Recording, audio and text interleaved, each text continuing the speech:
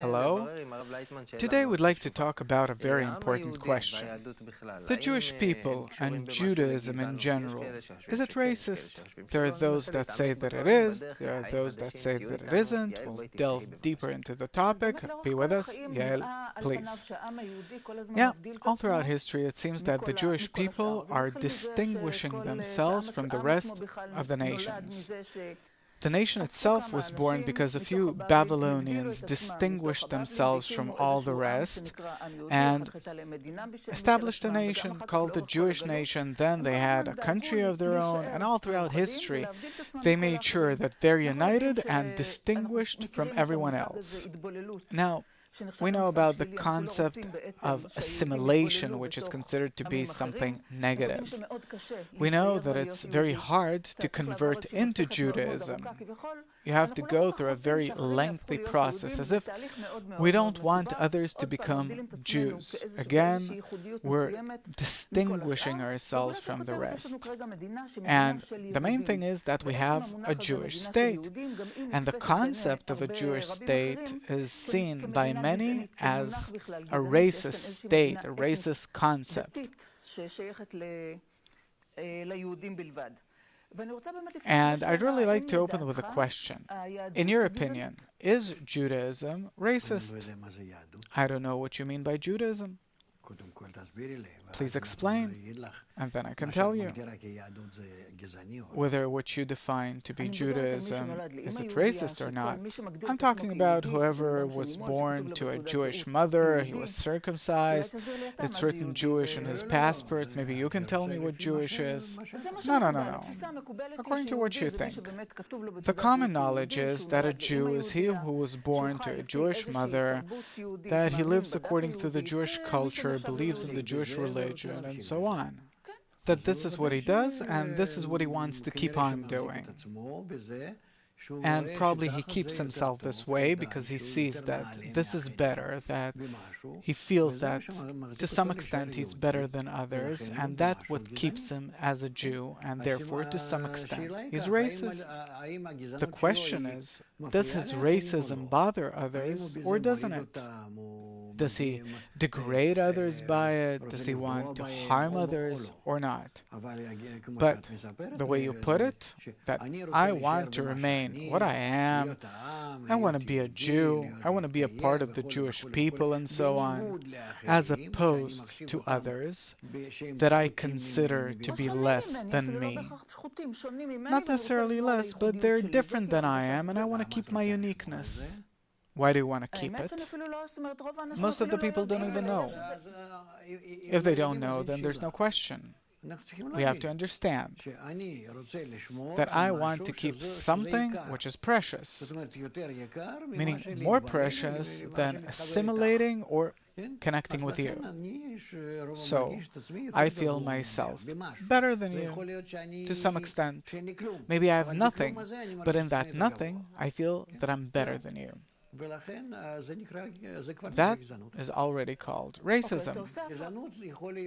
A non-racist person is one who sees no differences between himself and others whatsoever. Neither the color of the skin, or the color of the eyes, or the height, or how smart you are, or what kind of science that you develop, or what's your culture, or what kind of education you have. Nothing. He sees the other as a person and as people who are equal. Even before I fully examine that person, or after I fully examine that person. But we're not that way. No one's that way, especially not the Jews, because there's something very unique about the Jews, which is their religion, that for thousands of years they kept themselves isolated from others by very meticulous social laws, family laws, religious laws. And this is what influenced them. And besides, we have to say that there's the plan of nature here, the upper force, that is also working on them and makes sure that they will not assimilate. So why do Jews distinguish themselves from everyone else? It's a historical process. It's not happening only now. Now, actually, there's this tendency to assimilate, but all throughout history, we see, all throughout history, we were religious, and religion kept us. Is there a certain reason for why it's this way?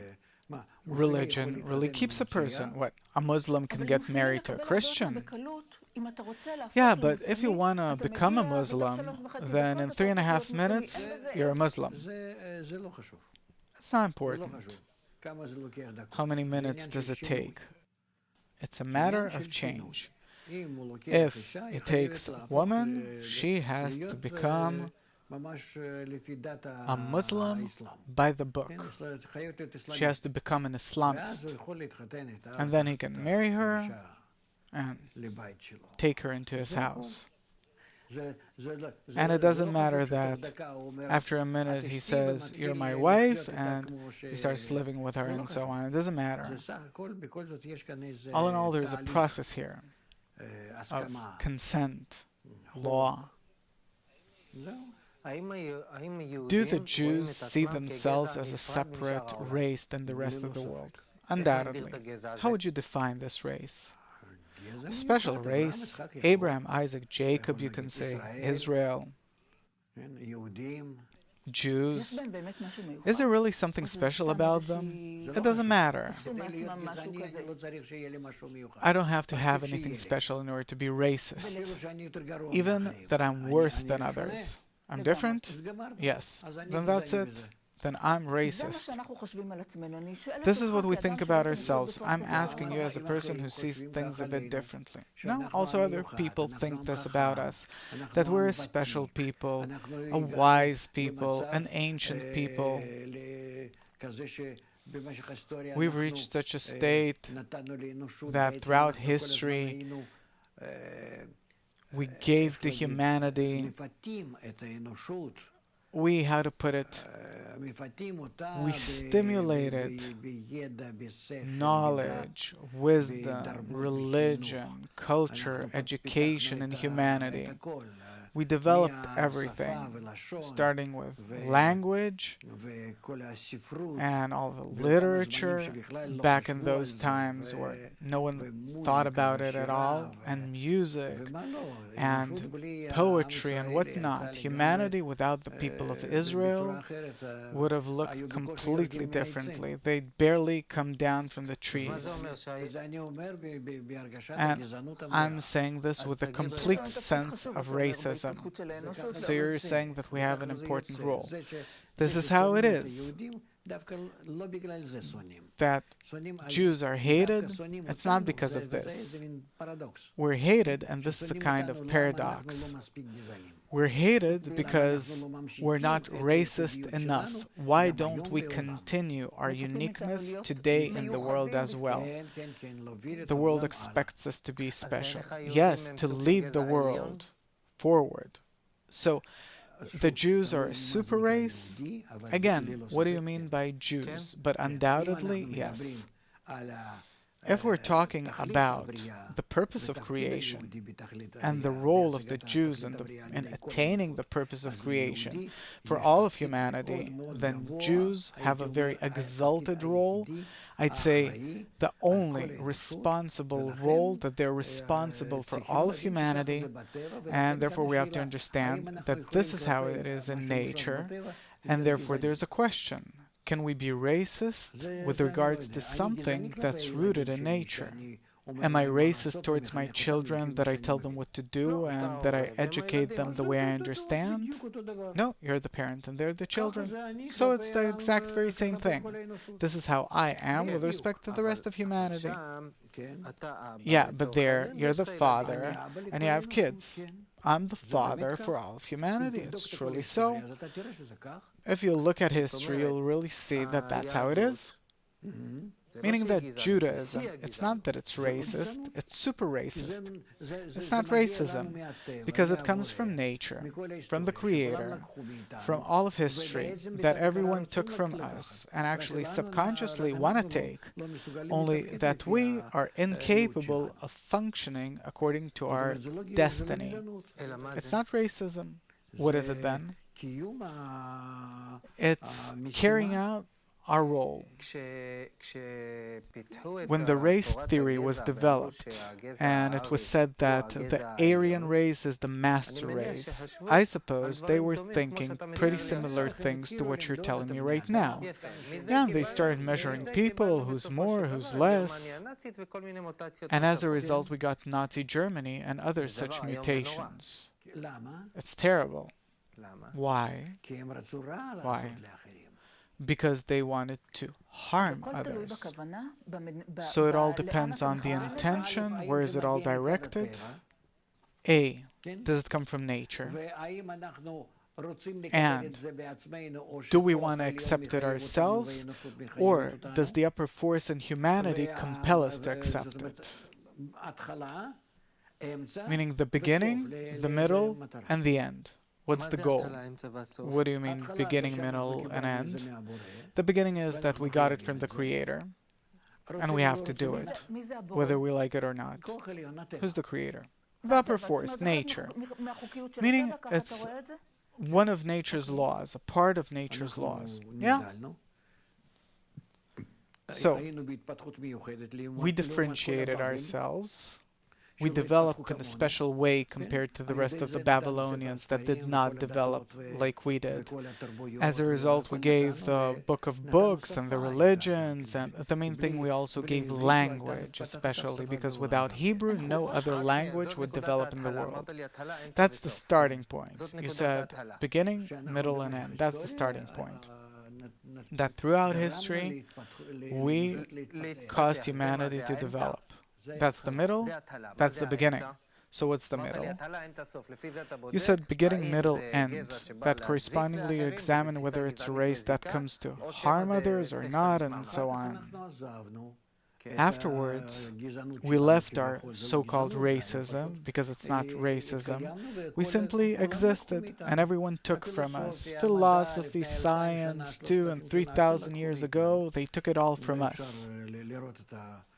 You can also see what science says about it. And then we left it, and we remained closed inside ourselves because of the religion and hatred against us. And the three religions came out of us. And also Judaism isn't the same religion that used to determine the way we live our life.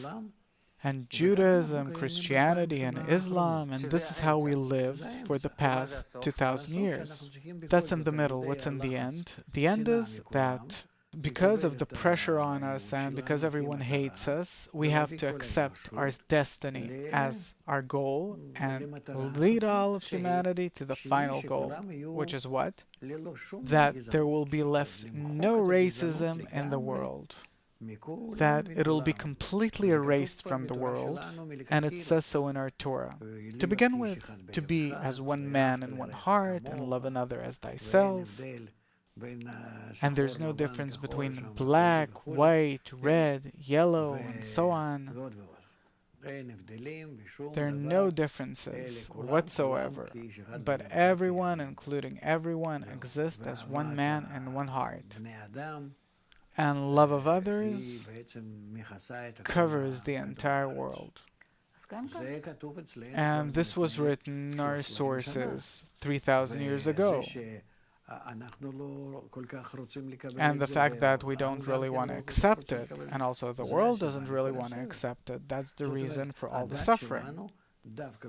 Meaning our religion, in its origin, not the current Judaism that developed throughout the exile, after we left the true Torah.